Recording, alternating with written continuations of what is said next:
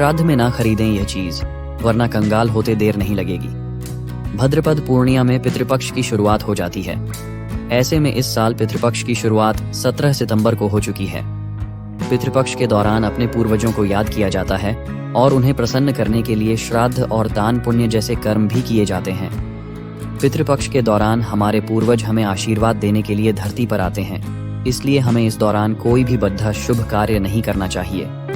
पितृपक्ष एक ऐसा महीना है जिस महीने में कोई भी शुभ कार्य नहीं किया जाता है।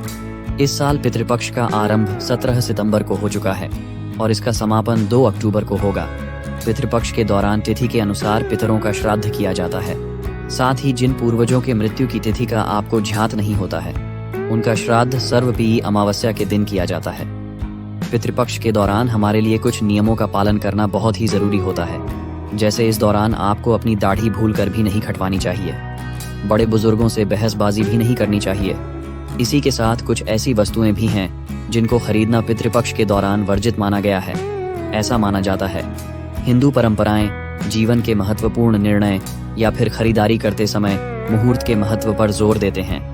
पितृपक्ष को बड़ी खरीदारी करने के लिए बहुत ही अशुभ अवधि माना जाता है, इसलिए कुछ चीज ऐसी हैं जिन्हें पितृपक्ष के महीने में खरीदने से आपको बचना चाहिए, वरना उन चीजों के साथ आपके घर में दरिद्रता भी आ जाएगी और आपके घर में कभी बरकत नहीं होगी। कई बार लोग जाने अनजाने में यह चीज पितृपक्ष के महीने में खरीद लेते हैं, जिसके बाद उन्हें इसका बहुत बड़ा अंजाम भुगतना पड़ता है और अपने जीवन में कई परेशानियों और संकटों का सामना भी करना पड़ता है।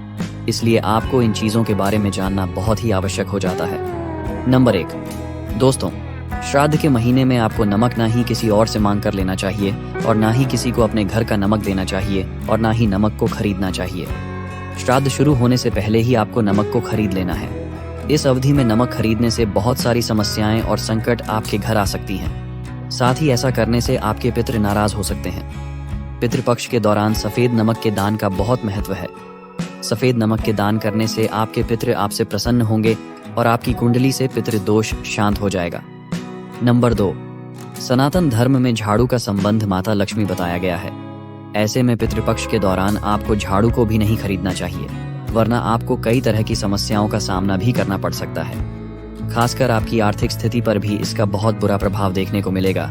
इसलिए श्राद्ध के दौरान आपको झाड़ू गलती से भी नहीं खरीदनी है। नंबर 3, अगर आप श्राद्ध के दौरान सरसों का तेल खरीदते हैं, आओ आपको बता दें, इससे पितरों के साथ आपसे शनिदेव भी कुपित हो जाते हैं।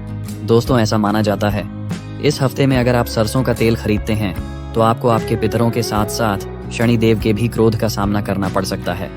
इसलिए गलती से भी पितृपक्ष के दौरान आपको सरसों के तेल को नहीं खरीदना है। इसको भी पितृपक्ष शुरू होने से पहले ही खरीदकर आपको अपने घर में रख लेना है।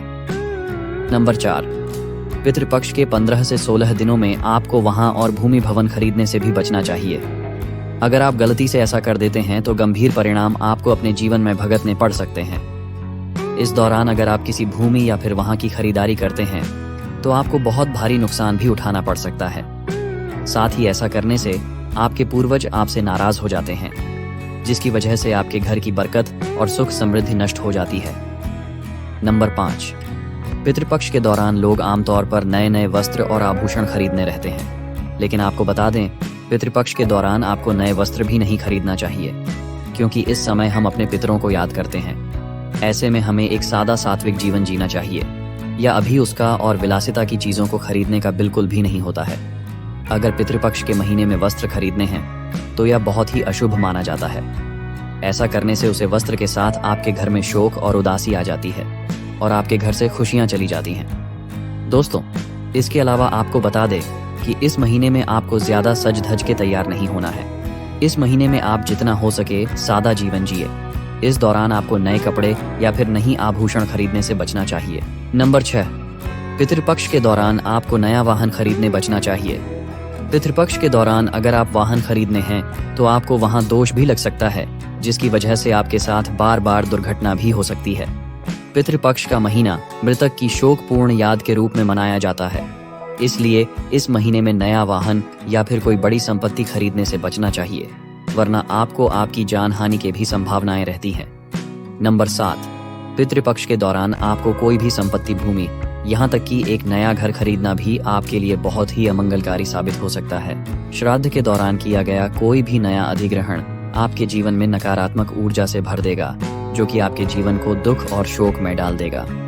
पितृपक्ष का महीना पैतृक आरण चुकाने और दिवंगत लोगों का सम्मान करने के लिए समर्पित है। इसलिए इस अवधि में आपको बड़े निवेश या फिर संपत्ति से संबंधित कोई भी निर्णय लेने से बचना चाहिए, वरना आपको धन हानि का भी सामना करना पड़ सकता है। नंबर 8। दोस्तों, आजकल मॉडर्न युग में लोग ज्यादा ध्यान नहीं देते हैं और अगर उनका कोई इलेक्ट्रॉनिक उपकरण खराब हो जाता है तो वह तुरंत ही नया ले लेते हैं। लेकिन आपको बता दें, पितृपक्ष के इस महीने में आपको इलेक्ट्रॉनिक उपकरण जैसे रेफ्रिजरेटर और टेलीविजन, मोबाइल फोन, लैपटॉप जैसी चीज भूलकर भी नहीं खरीदनी चाहिए, वरना आपको अपने जीवन में गंभीर समस्याओं का सामना भी करना पड़ सकता है और आपके घर में उदासी का माहौल छा जाएगा। नंबर 9। पितृपक्ष के दौरान आपको अपने घर के लिए कोई भी नया फर्नीचर, सजावटी सामान या फिर घर के माहौल को बेहतर बनाने वाली कोई भी चीज नहीं खरीदनी चाहिए। ऐसा माना जाता है कि अगर आप पितृपक्ष की इस अवधि के दौरान आराम या फिर सौंदर्य करने वाली किसी भी चीज का निर्माण करवाते हैं या फिर उसे अपने घर में लेकर आते हैं, तो या आपके घर के और आपके परिवार के दुर्भाग्य का कारण बन सकती है। इसके साथ आपके घर में दलितता और बुरी शक्तियों का वास भी हो सकता है। दोस्तों, यह तो थी वह चीज जिनको आपको पितृपक्ष के महीने में खरीदने से बचना चाहिए। लेकिन चलिए अब बात करते हैं उन चीजों के बारे में जिसे पितृपक्ष में खरीदना बहुत ही शुभ माना जाता है और इन्हें खरीदने से आपके पूर्वज आपसे प्रसन्न होते हैं और आपको सदा सुख समृद्धि का आशीर्वाद देते हैं। नंबर 1। काले तिल। दोस्तों, आपको पितृपक्ष में काले तिल जरूर खरीदना चाहिए। काले तिल को इस महीने में खरीदना बहुत ही शुभ माना जाता है। ऐसे में इन दिनों में अगर आप काले तिल खरीद कर लाते हैं या फिर इसका दान करते हैं तो आपको आपके पितरों का आशीर्वाद मिलता है और आपके पितृ आपसे प्रसन्न होते हैं। पितृपक्ष के इस महीने में अगर आप काला तिल घर में खरीद कर लाते हैं तो आपको आपके जीवन में धन और वृद्धि देखने को मिलेगी। नंबर 2। चावल। दोस्तों, श्राद्ध के महीने में आपको कच्चे चावल का इस्तेमाल जरूर करना है। इन्हें चांदी के समान माना जाता है। ऐसे में पितृपक्ष के इस महीने में चावल घर में खरीद कर लाना बहुत ही शुभ माना जाता है और इससे आपके घर की बरकत में भी वृद्धि होती है। नंबर 3। चमेली का तेल। शास्त्रों के अनुसार अगर आप पितृपक्ष के इस महीने में चमेली के तेल को पितृ को अर्पित करते हैं तो इससे उन्हें तृप्ति मिलती है। ऐसे में पितृपक्ष के दौरान चमेली के तेल को घर में लाना बहुत ही शुभ माना गया है। इससे आपके पितृ आपसे प्रसन्न होंगे और आपको आजीवन खुश रहने का आशीर्वाद देंगे। नंबर 4। नए कपड़े। पितृपक्ष के इस महीने में आपको अपने लिए नए कपड़े खरीदना की मनाही होती है, लेकिन वहीं पितरों के निमित्त के लिए इस दौरान नए कपड़ों को खरीदना शुभ माना गया है, क्योंकि इससे आपके पितरों को तृप्ति मिलती है और वह आपसे प्रसन्न होकर आपके आशीर्वाद देते हैं। लेकिन आपको यह ध्यान रखना है कि इस दौरान खरीदे गए कपड़ों को ब्राह्मणों को दान कर देना है, खुद इसका इस्तेमाल भूल कर भी ना करें। नंबर 5। दोस्तों, पितरों को सफेद फूल को अर्पित करना बहुत ही शुभ बताया गया है। ऐसे में अगर आप श्राद्ध के इस महीने में सफेद फूल लेकर आते हैं और पितरों को अर्पित करते हैं तो आपके घर में सुख, शांति और सादगी हमेशा बनी रहेगी और आपके पितृ आपसे प्रसन्न होंगे और आपके आशीर्वाद देंगे। दोस्तों, ये तमाम जानकारी जन रुचि को ध्यान में रख कर दी जा रही है।